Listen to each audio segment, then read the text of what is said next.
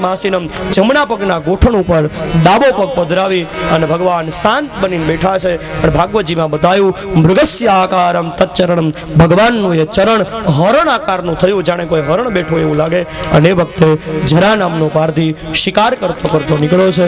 હરિના ચરણને હરણ માની જે હળમુસલના કટકામાંથી તીર બનાવ્યું હતું એ જ હળમુસલના કટકાવાળું તીર માથામાંથી કાઢી ધનુષ્ય ઉપર ચડાવી કાન સુધી પ્રત્યંચાને ખેંચી હરણ માની લગાવ્યું તીર, હરણ માની લગાવેલું તીર પ્રભુના ચરણ સુધી પહોંચી ગયું. જરા નામના પારધીને થયું કે પ્રાણી મરે ત્યારે એની છેલ્લી ચીસ સંભળાય. આ ચીસ સંભળાની નહીં, કંઈક અજુગતી ઘટના બની છે. જરા નામના પારધીએ જોયું પ્રભુના ચરણમાં વાગેલું તીર એકદમ દોડ્યો, રેડો પડ્યો પ્રભુના ચરણમાં. પ્રભુ મને માફ કરી દો. ભગવાને કહ્યું આપણો બદલો વળી ગયો, તો જા હું તને સદેહ સ્વર્ગ મોકલું છું. જરા નામની પારધીને સદેહ સ્વર્ગ મોકલો. સુખદેવજી પરીક્ષિતને છેલ્લે કહે છે, રાજા જો તો ખરા આ ભગવાન કેટલા દયાળુ છે. જે આવે ભગવાનને મારવા માટે, અને ભગવાન જેને મારે એને તો ભગવાન તારે, પણ જે આવીને ભગવાનને મારે એને જો ભગવાન તારતા હોય તો આવા દયાળુ ભગવાનને છોડી બીજા કોના શરણે જવું. એકદમ સુખદેવજી મહારાજ પરીક્ષિતને હવે સાવધાન કરે છે. આકાશ માર્ગે દેવતાઓ પુષ્પોના પોટલા ભરી ભરીને આવ્યા છે. પુષ્પોની વૃષ્ટિ ધીમે ધીમે થઈ રહી છે. દારૂક સારથીને ભગવાન આ દારૂક સારથી આવે છે એટલે યાદી કરે છે. દારૂક તારે બે કામ કરવાના છે. એક કામ તારે અર્જુનને કહેવાનું છે કે યાદવોની સ્ત્રીઓને લઈ અને તાત્કાલિક હસ્તિનાપુર જતો રહે. આજથી 7મા દિવસે દ્વારિકા નગરી સમુદ્રમાં ડૂબી જવાની છે. અને બીજું કામ તારે કરવાનું છે, ગોકુળમાં જઈ અને રાધાને એમ કહેવાનું છે કે કૃષ્ણ હવે નથી. બસ આટલું કહી ભગવાને પોતાના કમળ સમાન નેત્રોને બંધ કરી દીધા. આકાશમાંથી પુષ્પોની વૃષ્ટિ થઈ. દેવતાઓએ દુદુંબી નગારા વગાડી. કયો છે ભગવાનનો જય જયકાર. બોલે શ્રી દ્વારિકાધીશ કી જય. ભગવાન એને નિજધામ ગમનની લીલા કરી. દારૂકે અર્જુનને વાત કરી. આ કથા ભાગવતમાં નથી પણ વિદ્વાનો કહે છે કે દારૂક ત્યાંથી ગોકુળમાં રાધાજીને સમાચાર આપવા આવે છે. કદમના ઝાડ નીચે યમુનાજીના કિનારે રાધાજી બેઠા છે. નિત્ય કિશોરી છે રાધાજી, તો પણ આ કવિની કોઈ કલ્પના છે કે રાધાજીની એકદમ ઉંમર થઈ ગઈ છે, એકદમ વૃદ્ધ બની ગયા છે અને આંખે પૂરું દેખાતું નથી. દારૂક આવે છે, રાધાજી નેજું માંડીને જોવે છે. કોણ? દારૂક. હા રાધા, હું દારૂક આવ્યો છું. કેમ? એક સમાચાર આપવા માટે. દારૂકને એમ કે હમણાં હું સમાચાર આપીશ કે કૃષ્ણ હવે નથી તો રાધા એનો પ્રાણ ત્યાગ કરી દેશે. પણ દારૂકે કહ્યું, રાધા એક સમાચાર લઈને આવ્યો છું. બોલો શું છે? કૃષ્ણ હવે નથી. દારૂક આટલું બોલ્યો, કૃષ્ણ હવે નથી. રાધાજી એકદમ ઊભા થયા, હાથ પકડીને દારૂકને કીધું, દારૂક કોણ કહે છે કૃષ્ણ હવે નથી? ચાલો હું તને કૃષ્ણ બતાવું. અને દારૂકને લઈ જાય છે રાધાજી એક કદમના ઝાડ નીચે. પથ્થર ઉપર બેઠા બેઠા શ્રી કૃષ્ણને એકદમ કિશોર અવસ્થામાં શ્રી કૃષ્ણ બેઠા બેઠા વેણું વગાડતા હોય આવું દ્રશ્ય રાધાજી દારૂકને દર્શન કરાવે છે. અને એના દ્વારા સાબિત થઈ જાય છે કે કૃષ્ણએ માત્ર દેહ ત્યાગની લીલા કરી છે. કૃષ્ણ વૃંદાવન છોડીને ક્યાંય ગયા નથી. આજે પણ જ્યાં જ્યાં કૃષ્ણ, જ્યાં જ્યાં શ્રદ્ધા છે, જ્યાં જ્યાં પ્રેમ છે, જ્યાં જ્યાં દયા છે, જ્યાં જ્યાં કરુણા છે, ત્યાં આજે પણ કૃષ્ણની અનુભૂતિ થાય છે. જ્યાં જ્યાં કથા છે ત્યાં પણ કૃષ્ણની અનુભૂતિ થાય છે. તમે જુઓ આ મંડપનું તેજ ધીમે ધીમે ધીમે ધીમે આજ કથાની પૂર્ણાહુતિ. હમણાં ભાગવતજી અહીંથી વિદાય થશે પછી તમે આ મંડપનું તેજ જોજો. કથાનો મહિમા, જ્યાં કથા છે ત્યાં પણ આજે પણ કૃષ્ણ બિરાજે છે. અરે અર્જુનજી પછી યાદવોની સ્ત્રીઓને લઈને આવતા હતા. રસ્તામાં કાબાઓ દ્વારા અર્જુનજી લૂંટાય છે. છેલ્લા યુદ્ધમાં અર્જુનજી હારી જાય છે. પરીક્ષિતને સુખદેવજી કહે છે, રાજા પછી તો તમને સિંહાસન ઉપર બેસાડી અને પાંડવો સ્વર્ગારોહણ કરી જાય છે. આટલી કથા કહી અને એકાદશ સ્કંદની મુક્તિ લીલાને વિરામ આપી 12મા સ્કંદના 6થા અધ્યાયમાં પરીક્ષિત મહારાજ સુખદેવજીની સામે હાથ જોડીને કહે છે, મહારાજ અત્યાર સુધી આપે મને કથા સંભળાવી છે. કથા નહીં, કથાના માધ્યમથી મેં સ્વયં હરીને સાંભળ્યા છે. મૃત્યુ ભેન અભિભેમ્યહમ, હવે મને મૃત્યુનો ભય નથી. સુખદેવજી મહારાજે ભાગવત સંભળાવી પરીક્ષિતને મૃત્યુના ભયમાંથી મુક્ત કરી દીધા. સુખદેવજીએ પરીક્ષિતના મસ્તક પર વરદ હસ્ત પધરાવી ભગવાનની સાક્ષાત લીલાઓના પરીક્ષિતને દર્શન કરાવ્યા. સુખદેવજીએ કહ્યું, રાજા જ્યાં સુધી હું હોઈશ ત્યાં સુધી તક્ષકની તાકાત નથી કે અહીંયા તને આવીને ડંખ આપી શકે. સુખદેવજી મહારાજ ઋષિના બાળકના સાપને સત્ય કરવા માટે ઋષિઓની સાથે વિદાય થઈ ગયા છે. પરીક્ષિતે કહ્યું, મહારાજ તમે હશો ત્યાં સુધી તક્ષક આવશે નહીં, સુખેથી તમે જઈ શકો. શકો છો. સુખદેવજી વિદાય થયા અને એ જ વખતે ઋષિઓએ ભગવાન સુખદેવજી મહારાજનો આભાર માની કર્યો છે જય જયકાર.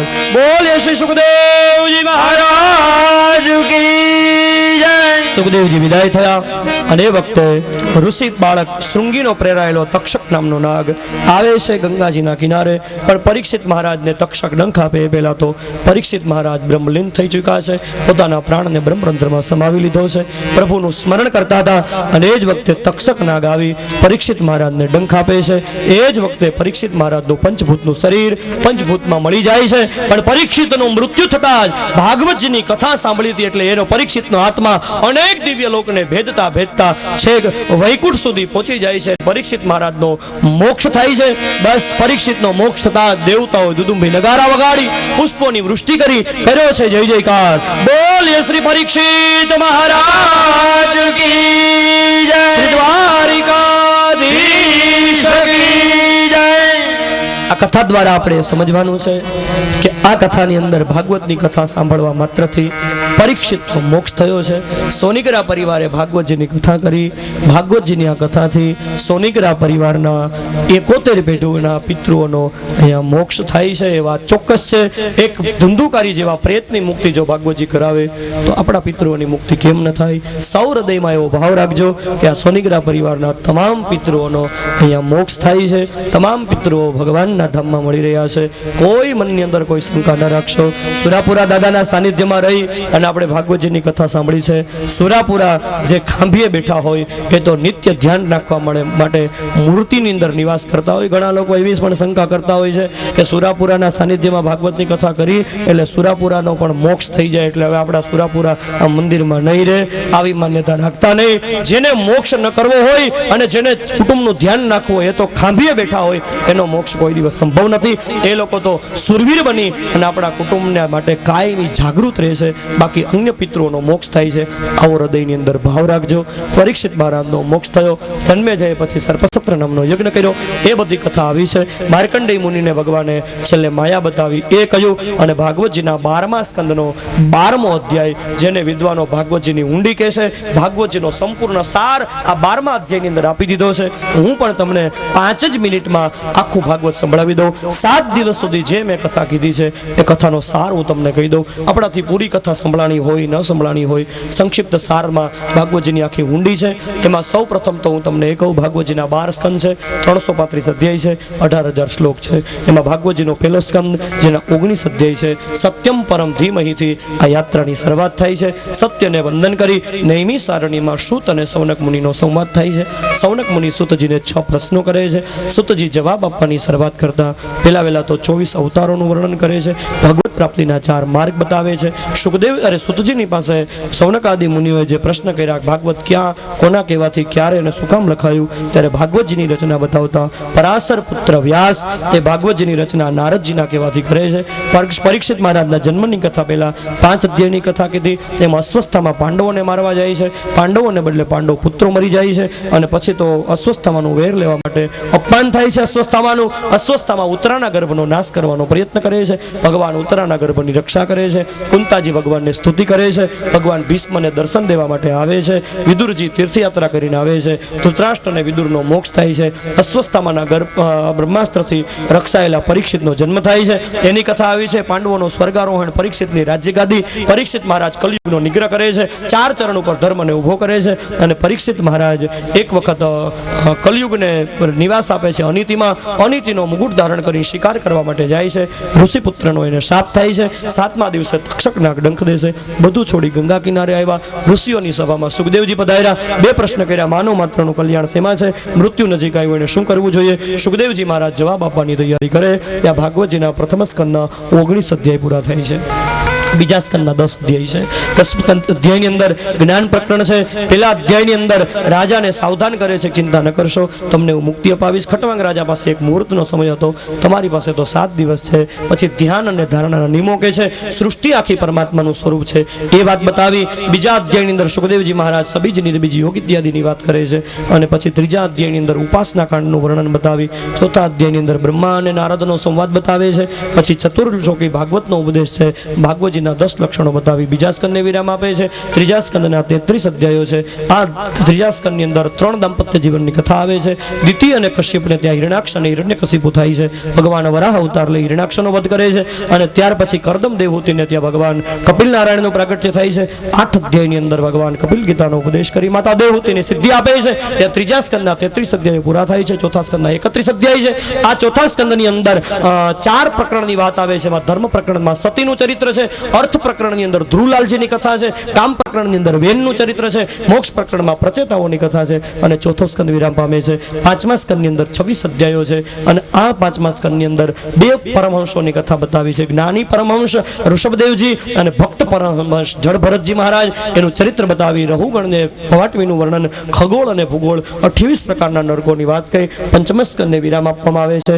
છઠ્ઠા સ્કંદના 19 અધ્યાય છે. આ સ્કંદની અંદર નામ, ધ્યાન અને અર્ચન 3 પ્રકરણ છે. એમાં નામ પ્રકરણની અંદર અજામિલ નામનો બ્રાહ્મણ દીકરાને બોલાવવાને મને બધી કથા આપણે જોઈ ગયા છે, બોલાવે છે અને ભગવાનના પાર્ષદો આવીને એને છોડાવે છે. ધ્યાન પ્રકરણની અંદર વૃત્રાસુરનું ચરિત્ર અને અર્ચન પ્રકરણમાં પુંસવન વ્રતની વાત બતાવી અને ભાગવતજીના છઠ્ઠા સ્કંદને વિરામ આપવામાં આવે છે. સાતમો સ્કંદના 15 અધ્યાય છે.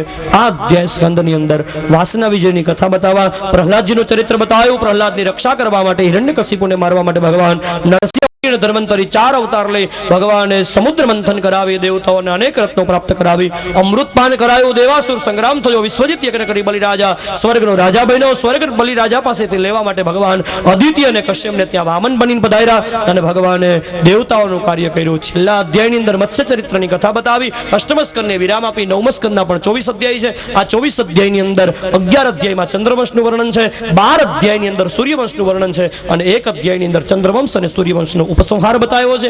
એમાં સૂર્યવંશના રાજાઓનું ચરિત્ર કહેતા રામચરિત્ર બતાવી, સૂર્યવંશના રાજાઓનું ચરિત્ર પૂરું કરી ચંદ્રવંશની અંદર ભગવાનનો શ્રી કૃષ્ણનો અવતાર થયો, કૃષ્ણ કથાનું સૂચન કરી નવમ સ્કંદને વિરામ આપી. દસમ સ્કંદ સૌથી મોટો છે, 90 અધ્યાયનો આ સ્કંદ છે. આ સ્કંદના ત્રીજા અધ્યાયની અંદર બાળકૃષ્ણનું પ્રાગટ્ય થાય છે. પ્રભુ ગોકુળમાં પધારે છે. પૂતના, સક્તાસુર, તૃણાવર, તઘાસુર, બકાસુર, વત્સાસુર, અરિષ્ટાસુર, પ્લંબાસુર, શિશુ આદિ દૈત્યોને મારી ભગવાન પેલા ગોવર્ધન પર્વતને ધારણ કરી કાલિયનાગનો નિગ્રહ કરે, ગોપીજનોની સાથે રાસ રમે.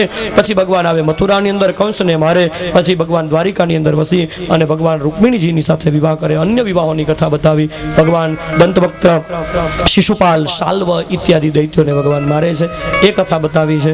અનિરુદ્ધ અને ઓખારણની જે કથા આપણે હમણાં જ જોઈ ગયા છીએ એ બધી કથાઓ બતાવી. કૃષ્ણ કથાની અંદર આગળ જતા સુદામદેવનું ચરિત્ર બતાવી, કલ્પક્ષય નિમિત્ત સૂચક સૂર્યગ્રહણની વાત કરી, વેદસ્તુતિનું વર્ણન કરી અને યદુવંશનો થોડો ઉપસંહાર બતાવી અને દસમ સ્કંદે વિરામ આપ્યો. એકાદશ સ્કંદના પણ 31 અધ્યાય છે. આની અંદર મુક્તિ લીલા છે. એમાં નારદ અને વસુદેવજીના સંવાદમાં નિમિ અને નવયોગેશ્વરોનો સંવાદ, ઉદ્ધવજી અને ભગવાનના સંવાદમાં દત્તાત્રેયના 24 ગુરુઓની કથા અને પછી ભગવાને થોડું જ્ઞાન પ્રકરણ કહી અને એકાદશ સ્કંદના અંતની અંદર ભગવાન પોતાની લીલાને સંકેલે છે એ કથા. 12મા સ્કંદના 13 અધ્યાય છે.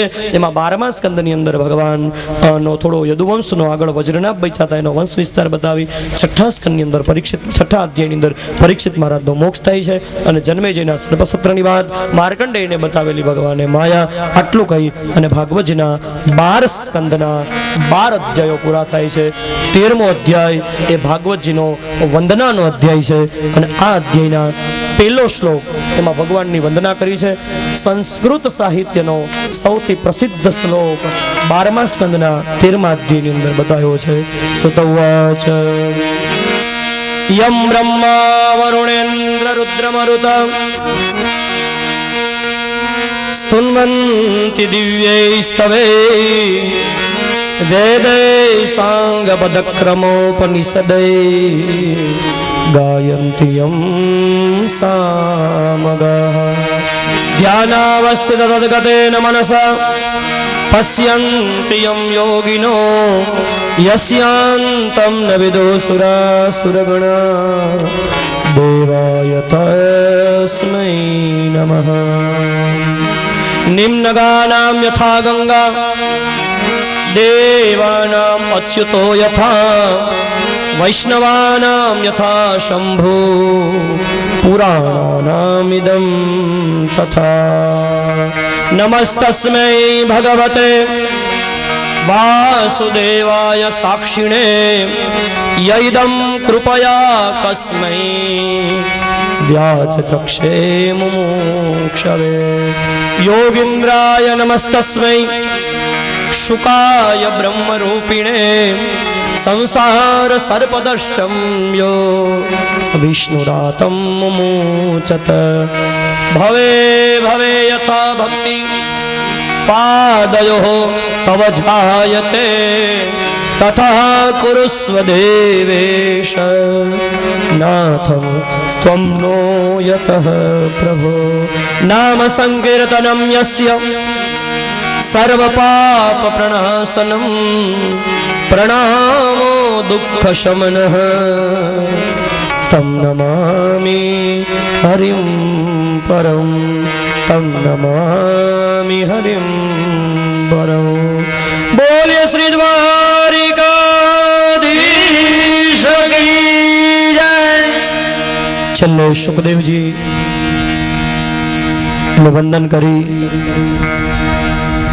ભગવાનની વંદના કરી ભક્તિની યાચના કરી અને નામનો મહિમા બતાવી ભાગવતજીના 12 સ્કંદ એટલે કે સંપૂર્ણ ભાગવતજી અહીંયા હવે વિરામ પામે છે. ત્વદીય વસ્તુ ગોવિંદ તુભ્યમેવ સમર્પયે તેન તદંઘ્રિ કમલે રતિમ મે યચ્છ શાશ્વતીમ.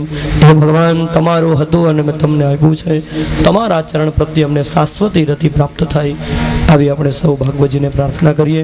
ભાગવતજી અહીંયા જ્યારે વિરામ પામે છે, હવે આપણી કથા જ્યારે વિરામના કિનારે જઈને ઊભી રહી ગઈ છે, આપણી બસ હવે પૂર્ણાહુતિ થવામાં છે, ત્યારે છેલ્લે મારે 2-4 જે વાતો કહેવાની હોય 2 જ મિનિટમાં આપ સૌને કહી દઉં.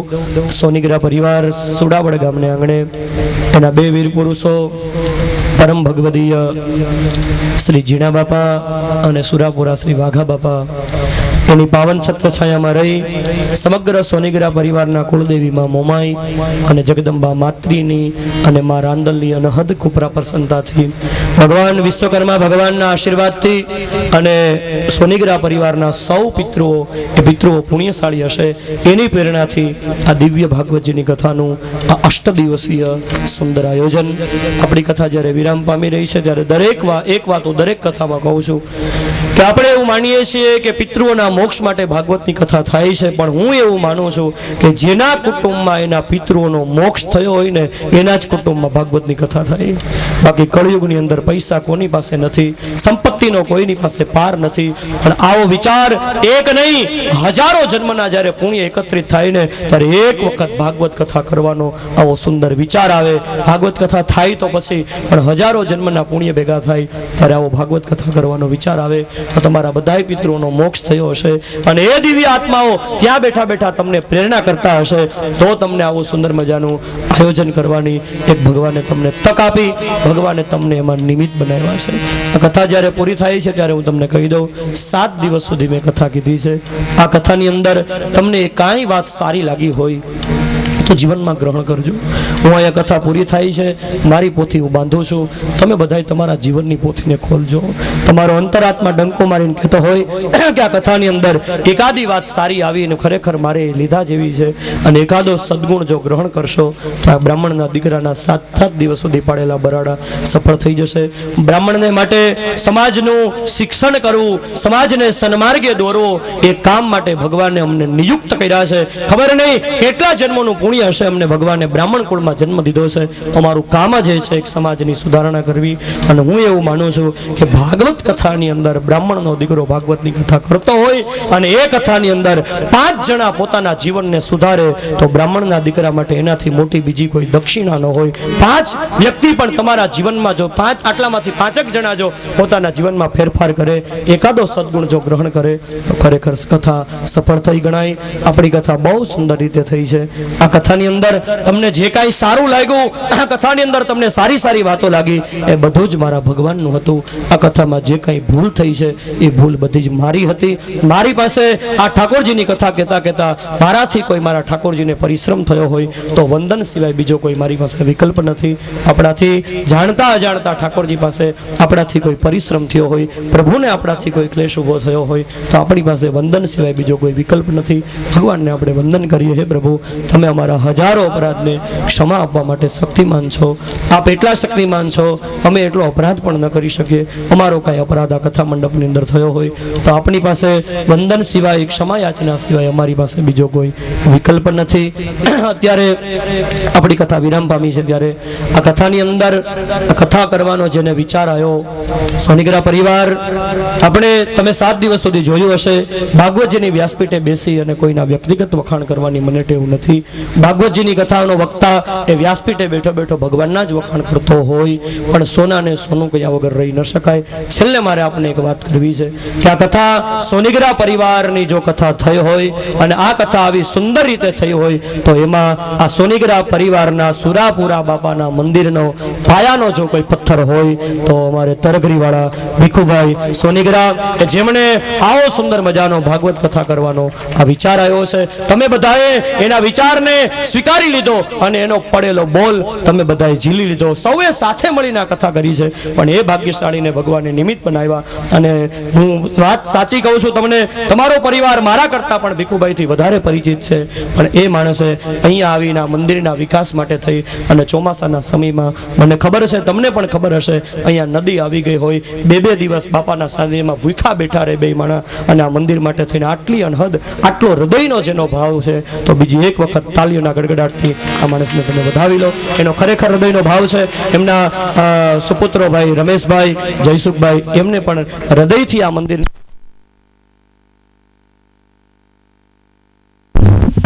જોડાયેલા છે અને એમણે પણ ખૂબ સારી રીતે આ કથાને સફળ કરવાનો પ્રયત્ન કર્યો છે. અમારે વડિયાવાળા, અમારે મનુભાઈ સોનીગ્રા, બીજા લાઠીવાળા એક વડીલ છે, એવો ઘણા બધા અહીંયા પરિવારના ઘણા સભ્યો, અને બધાનું મને નામ